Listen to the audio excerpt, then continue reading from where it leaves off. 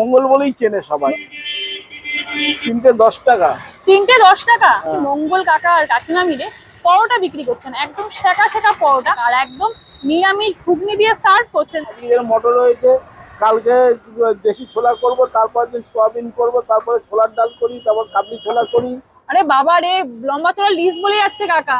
3টে পরোটাকে পুরো ছিঁড়ে ছিঁড়ে দিয়ে দিয়েছেন। ঘুগনিটা দেখো, ঘুগনির মধ্যে কিন্তু মটর আর তার সঙ্গে আলু রয়েছে, খোসা সমেত আলুর তরকারি দিয়ে দিয়েছেন। খাওয়া যাক।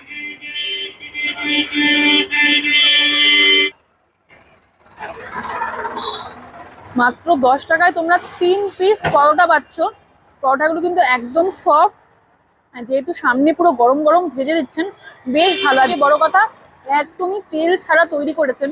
আমরা নর্মালি দোকানে গেলে পরোটা একটু তেল থাকেই, কিন্তু কাকাকে বললাম, কাকা একদম তেল ছাড়া পরোটা তৈরি করেছেন।